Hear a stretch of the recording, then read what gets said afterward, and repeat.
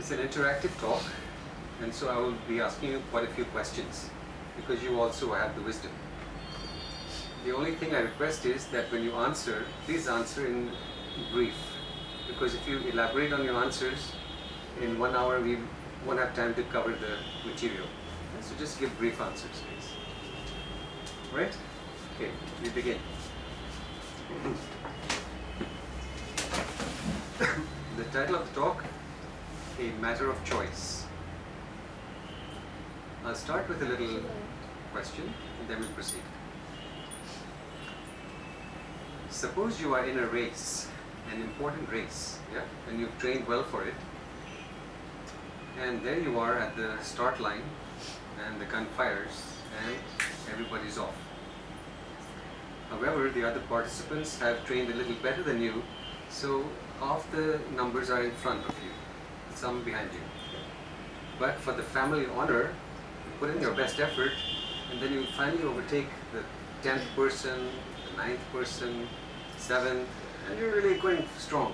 And finally, you overtake the 2nd person. So what is your position then? Second, you are first. Second. Taken the second, overtaken the second. Yeah, There is so a you- first already. Yeah. Your position is still second. Second, yeah. Yeah? Somebody already mentioned. So it is not first. But some people Well, think, please explain to me how. If once I overtake the second one, I have go to the first one. no, But he's already first there. First is There's there, a now first you are person taken is overtaken second. Achha, that is. so you But take, you're not the only one who said that. Most people say first. I see. Most people say first. so when you overtake the second person, you become Never second. come first. Yeah. Yeah. Right. Now another race. You're in this other race. This time you haven't trained so well. Too many food courts. Yeah. So you're not really in shape. But it's another important race. And gunfires and everybody is streaking in front of you, and you are way behind with some others who were also in the food court with you. But for the family honor, you do your best, and you overtake the last person. So what is your position then? Second last. Come on. You're the last. Take the last person. Pardon me? You're the last. Second last. So you've taken the last person, so you will be second last. Okay. What did you say, madam? No, second last. I was Second. trying to actually imagine now You where overtake, I am. okay, you overtake the last person and you become second last? No, last. Last. Last. Last, yes. But the point is, how can you overtake the last person? Because you are the last. You're the last. Yeah, yeah. Yeah. I'm saying, yeah? You cannot overtake the last person. Yeah. But here the one aspect or will be, I am viewing from the, I am detached from the race and the last. The last person. person is running. So I am taking that last. So Person, that yeah. means Yes. that was the Yes. perception. That is manipulation. Over here. Correct. Yeah. So these are the misperceptions Yeah. that rule our lives. Right. Okay? And this talk on a matter of choice is about how to correct these Yes. misperceptions. That's Right? Now, if you look at your life and the lives of your family members, friends, and society at large, would you say that there's room for improvement? Yes. Very much. There's room for Always. improvement? Okay, great. always. Fine. Always. You're agreed on that. What exactly is the improvement required? The most fundamental improvement required? Self. Attitudes. One's attitude, oneself. Self. And what about Everything about self. I mean, that is the Everything? first thing. oneself? Okay, that's a good answer, but it's something specific. Because when you look around you, when you look at your life, when you look at other people's lives, you'll see that there's quite a bit of conflict there. Social relationship. Relationships is important. Okay.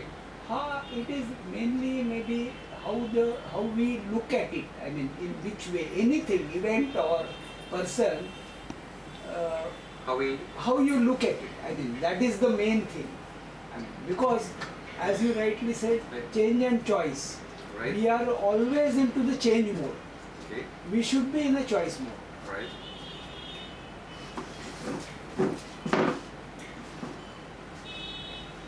Actually, it's slightly this way, sir. You're fine. All right. So the gentleman here is quite accurate. What needs improvement fundamentally is the way we perceive reality. Because we're not able, most of us are not able to separate fact from fiction. And not being able to separate fact from fiction, like can you overtake the last person? Yeah? Not being able to separate fact from fiction, we make choices that bring us much suffering. So the fundamental thing that requires improvement is our ability to view reality correctly, to be able to separate fact from fiction. Because when we cannot do that, then we undergo a sort of hallucination. Yeah? We imagine things which are not really there. And there are three forms of hallucination which we need to be clear about. The first one is to believe things which are impossible to be possible. Secondly, to see things which are untrue as true.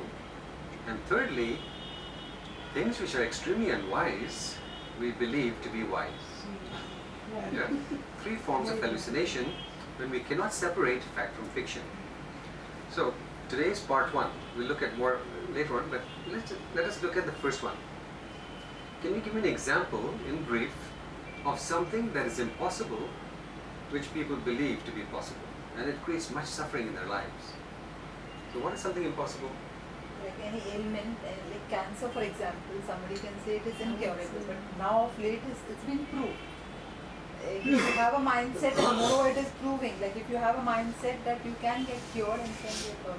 Thank you, but that's not the question really. Yeah. The question is, suppose I give you salt water to drink, Yeah. is it possible to quench your thirst with salt water? No. You are thirsty, and I give you a bottle of salt water. Come on, drink it. No? Suppose I give you 2 bottles of salt water. Will that help? Maybe 5? What you have inside will be out. No. The nature of salt water is to dehydrate you, not to hydrate you. Yeah? So it's an impossible equation. So the question is not what is could be possible, like you said. Okay. Okay? So the question is what is impossible, but people believe to be possible. To change other person's mind. To suit yourself. Is exactly No, what I was. if you're good at persuasion, like the salesman, they Yeah. can change your mind very easily. To change others, not necessarily mind but behavior, to suit to your expectation, to meet your expectation. Because But- You can change what- yourself, but it's like if I try to change the whole world to thinking what I want to think, I think that is impossible. Why I said, because you cannot change other person's mind. It is impossible. Only you can change his perception. Whatever thing is there, it is not an impossible equation because there are good teachers who can persuade you to take the wiser options. Yeah? We can influence people with our presence, with the way we speak, the logic, and so it is possible. What is an impossible situation here? An example of one, which people are knocking their heads against the wall, is not changing. To wake Cannot. up after you die. Hey. Some fakirs are doing it. I don't But let's not go that route. All right. Maybe, I mean, this is a different answer, but to Yeah. see God. No, that is God is. So you mean the saints are not seeing God? Yeah. Who has seen God? Really, it may be hallucination. Okay, fine. It could be hallucination. We won't go that direction. Okay. Yeah. So there's something tangible. Now let me give you an answer. Every day, every single day, all around the world, there are quite a number of people getting married. Okay? Every single day there's marriage happening. It's auspicious for this community and it's not auspicious for that community. But somewhere or the other, people are getting married every single day on this planet. Now, my question is, what are the chances of these people in a given year, all the people who get married in a given year, what are the chances of them being happy when they're married? 50-50. 50-50, that's very optimistic, very good. So very relatively. Very relatively. It's a relative, okay. Alright, let's say 50-50. So the 50 people, the 50% whose marriage is not working, what are they doing to create the disruption? They're making it more worse. They're making it a hell. But what are they doing to make it a hell? Expectations. They take False it for expectations? granted. Certain things they take it for granted. They take. Okay, what do they take for granted? Uh, one is the similarity in the behavior, habits, because no two persons can be similar, because upbringing is different, everything is different. So everybody is unique. That they forget. That is why marriage don't work.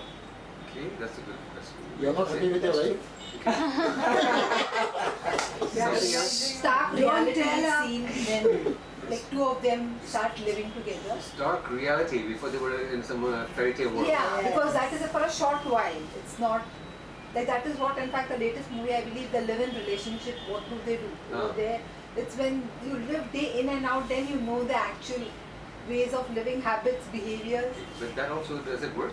No. No, John that- Abraham and that best thing is to- they should- Vipasha Babu. They should agree to differ. They should agree to differ. Right. Now again, my question is, what are these people doing whose marriage is not working? Yeah? What are they specifically doing that doesn't allow the marriage to thrive? Ego clash, that's all. They're drifting apart actually.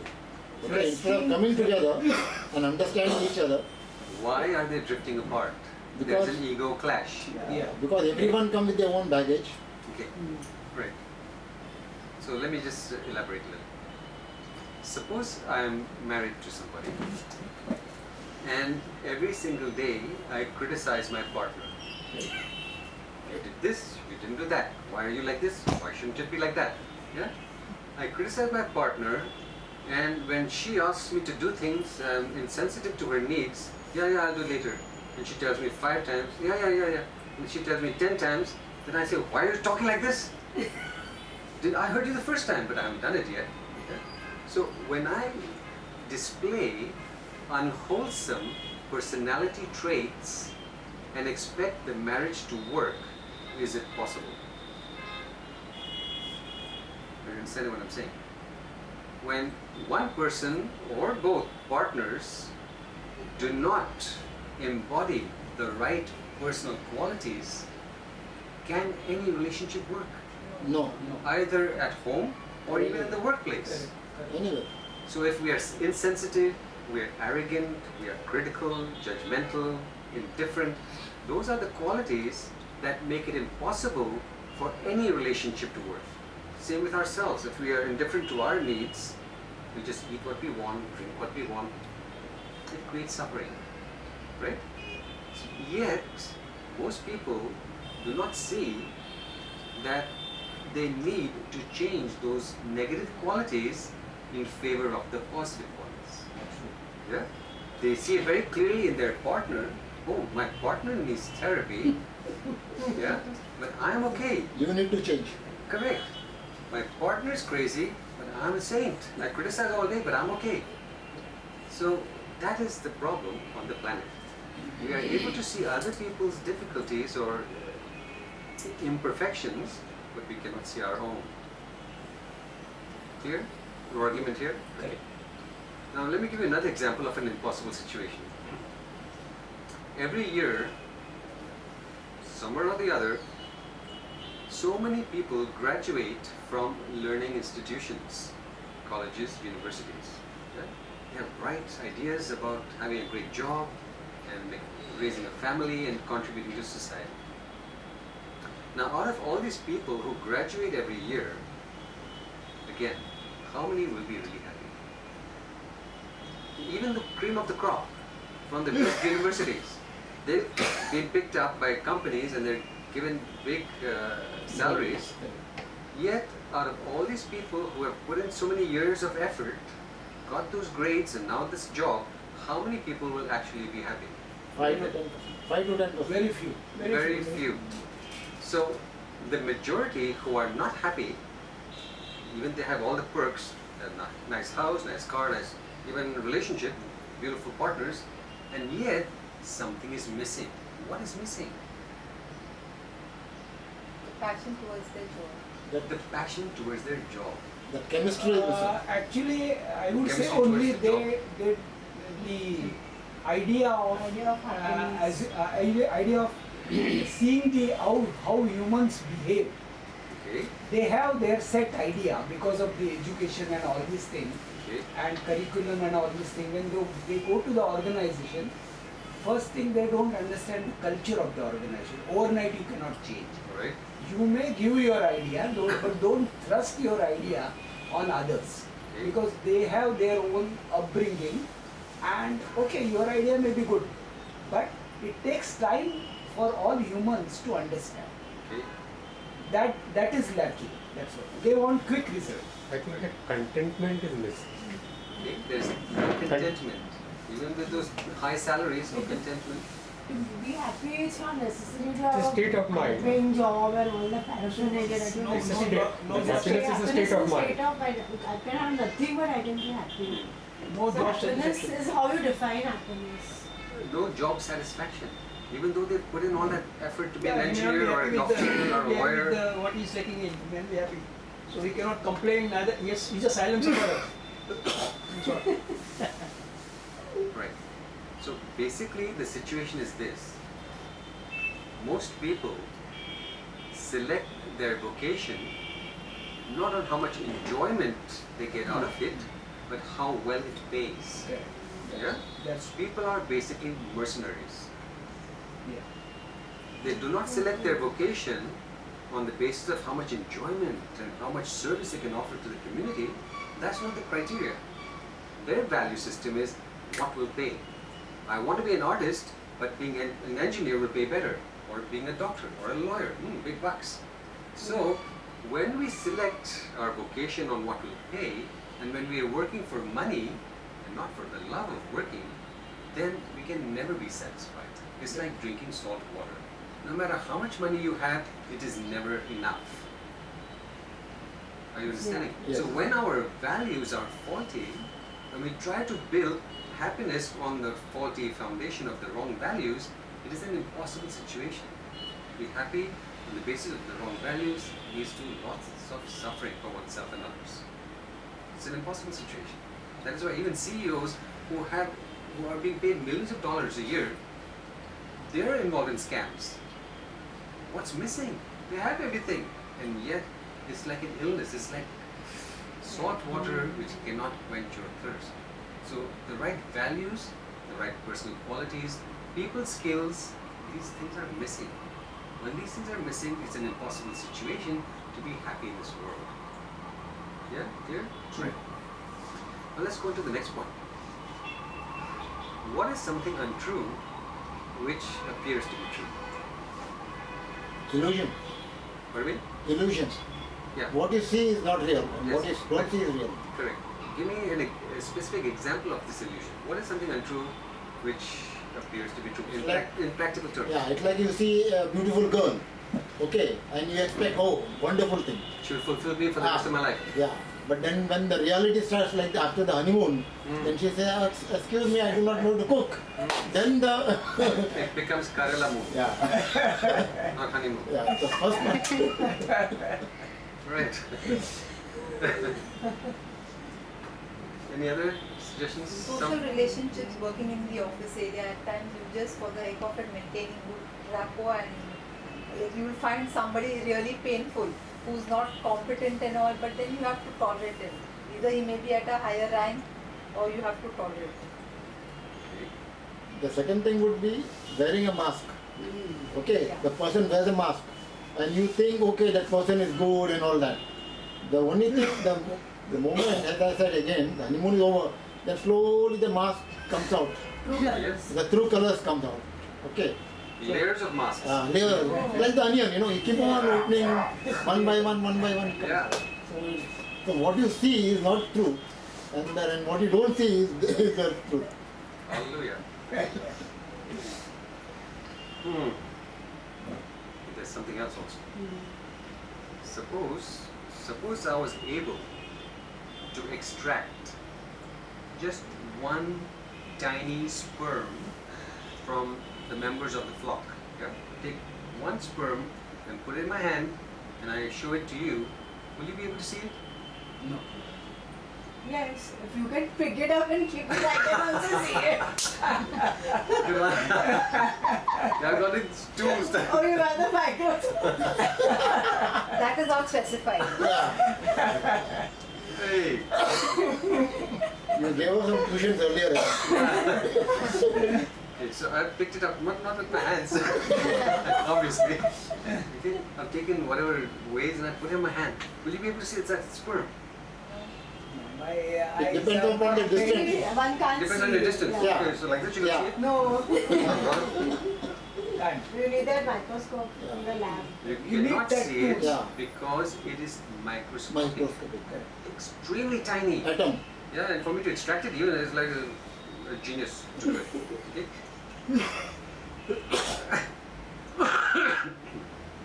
Now this extremely microscopic reality has given birth to you, Yeah. right? Something you can't see with your naked eye except with a microscope. Something so tiny has the exponential power to multiply itself. When it comes in contact with the egg, the cells expand and you are born. And not just that you are born, but your influence spreads into the wider community. How many people's lives have you touched? And the people's lives you have touched, how many lives have they influenced in relation to your relationship with them, right? So we have an incredible influence on this planet. And the ripple effect comes back to us in the form of our experiences. It's called karma. You send down, you get back. All arising from something so tiny. So, in nature, everything large has arisen from microscopic beginnings. It doesn't just arise, an elephant is not born a big elephant. Yeah. It also comes from microscopic beginnings. And everything large exists on the basis of these microscopic things, subatomic particles. From nano to mega. Yes, from nano to mega. So the point here is that when we think that we can think whatever we want, say whatever we want, act as if we want, that these are insignificant choices. That is untrue. Because every thought has an exponential power and it builds up over time and it either leads to greatness or to grief. You understand? So life is not happening to us, life is happening by us. Life is happening by the quality of choices we are making from moment to moment. And it is important for us to be a little more conscious of how we think. Because those little worries, those anxieties, those fears, those doubts, we encourage. It's encouraging suffering. You're inviting suffering. It's better not to offer those thoughts tea and cakes. No room there, no one's there, no tea and cakes for those thoughts, but instead to think positively. Think of what we want to achieve, not what we don't want to achieve. Are you understanding? So it is untrue to believe that your thoughts are in your head, first of all, because your thoughts are not in your head. Your thoughts, the moment you think, it's like a World Wide Web is it's being broadcast into the world. Okay? Your thoughts are not like a radio station. It might be in Chennai. But if I have the instrument here, I can pick it up. I can surf the net of whatever they're broadcasting over here, any part of the world. If I have the instrument, I will pick up that broadcast. Correct? So people and circumstances are picking up what we are broadcasting from moment to moment. And it is important for us to learn how to channel our thoughts, our feelings, our words, our actions. It is important that we learn to channel them well, because if we don't, we invite needless suffering upon ourselves. So it is untrue to believe that your thoughts are invisible and nobody can know what you are thinking. Your experiences reflect what you have been thinking. Experience of health or ill health. Experience of fiasco or friendliness. Your experiences are life's mirror, reflecting back to you the kind of thoughts you have been thinking. It is important for us to learn to think wisely. Yes? Now, let's go on to the third point. What is something extremely unwise, which people believe to be wise?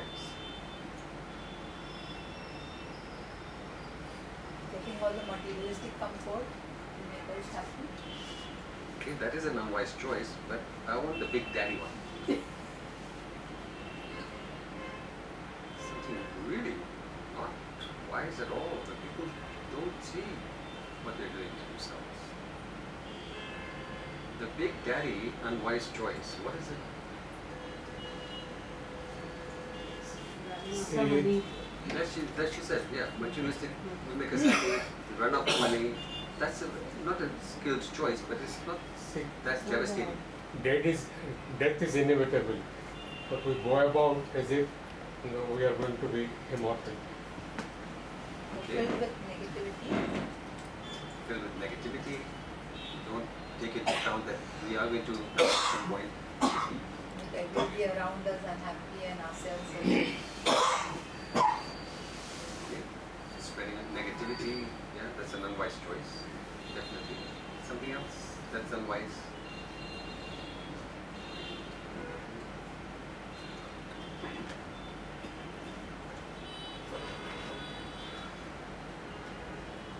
Okay. Have you come across people, family or friends or colleagues, who come to you and they complain about how difficult their lives are? Yeah? People who like to complain.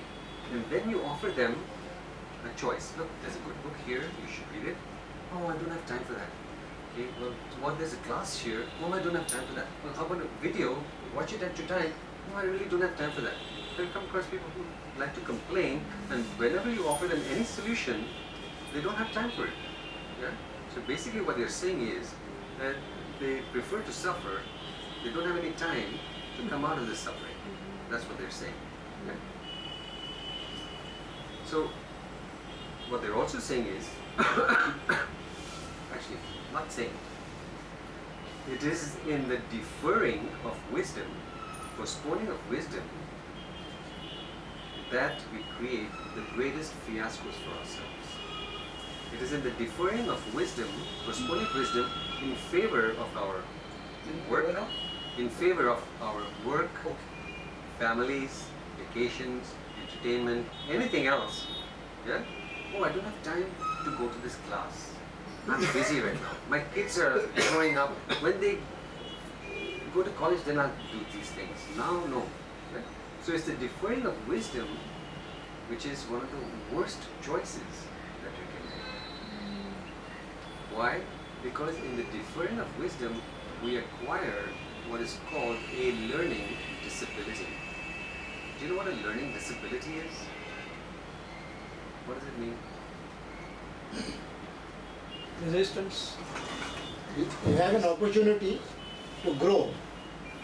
You have an opportunity to grow, but you delay. Say, okay, I will do it later. Okay, you have an opportunity to grow, but Grow. you delay it. You delay. Okay, I will do it later. Like most of the time today, we are in the rat race. Okay, they are all the time trying to go on top, which ultimately, when you go on top, you are ultimately a rat. Correct. Okay, so by the time you reach and you are a rat, and then you find that you have missed the whole thing. You missed out on what really matters. Yeah. Yes. Maybe learning disability means they may think I have learned, but really they haven't learned. Correct. That's very good. That's also there. Well, educationally, like I'm a teacher, so I know the 3 types of disability: dyslexia, dyscalculia, and dysgraphia. Okay, but not that type of learning. Yeah. disability. This is different. Here, what you learn, you're not applying. Like your Yes. wisdom comes. You'll find a fisherwoman who's just selling fish, but she'll have a whole lot of wisdom in her. Correct. Whereas the same educated person, she'll be having degrees, but when it comes to actual applying it in Application. daily life, Yeah. she's an Yes. illiterate. Yeah. But that's true. That's true. Very true. Okay. A learning disability is when we are unwilling, not unable, unwilling to learn from our mistakes or the mistakes of others. That's a learning disability. And so we repeat the same error Again. day in and day out. We want our lives to improve. We see it's not working here, it's not working there, it's not working for us, and yet we are unwilling to change. That's a learning disability. It's a dangerous position to be in. Let me give you an example. Many years ago, when I was in Manali, 85, I made friends with a builder.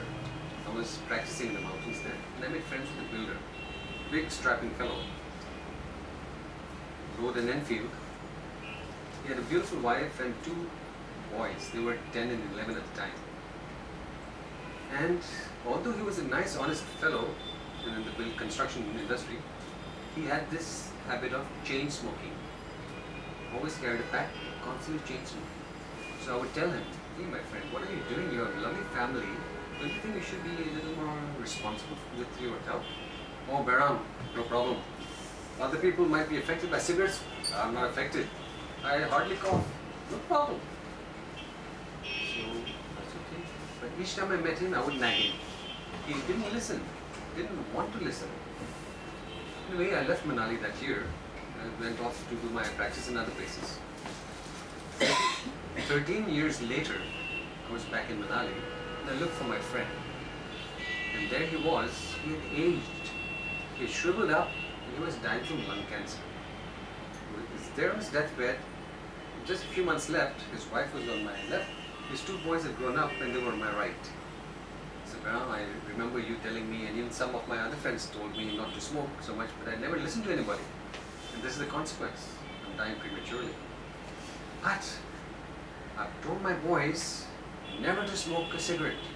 And they have vowed never to smoke a cigarette. And the boys nodding, yes, yes, Papa, no smoking. And I looked at them. That's very nice.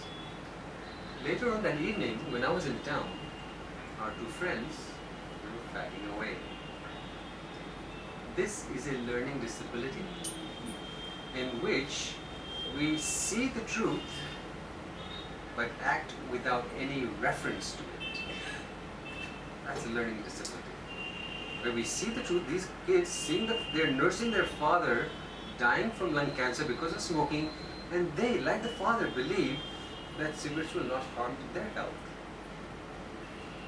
So when we defer wisdom in favor of everything else, it is one of the worst choices we can make. Because in order to navigate safely through life's illusions, we need clarity. But if we don't have wisdom, we have no clarity. And then, like the masses, we are locked in those hallucinations. Very difficult to come out of them. Are you understanding this? Now, the good news. The good news is to acquire 20/20 vision, to see reality the way it is. 3 very important conditions have to be met. Yeah? 3 requisites, very important requisites have to fall into place. Then we acquire the vision to see through those hallucinations, and wow, life is so different. Can you tell me what are those 3 requirements? Indispensable requirements. Open mind. Perception? Is it perception? Which kind of perception? Open mind? You can see the reality. In fact, you should know what are you actually perceiving. Okay, the perception is important. But Like you must be able to gauge. You must be able to gauge the facts of life. yes, but which is the fact that you need to be perceiving clearly? You have to first unlearn. Yes, we need to unlearn. Very good. Maybe 3 steps could be, first is the awareness, that is accepting the reality, whatever, if you are in bad habit or whatever. You have to accept it. You should not be in denial case. So first is accepting the reality. Okay. Then second could be choosing your goal or vision whatsoever. I want to leave this bad habit or whatsoever. I want to do something. So second, choosing your vision. Third is maybe small steps, take action. third, towards that. So this could be the 3 steps. Okay, very close, very good. It could be acceptance, awareness, and responsibility.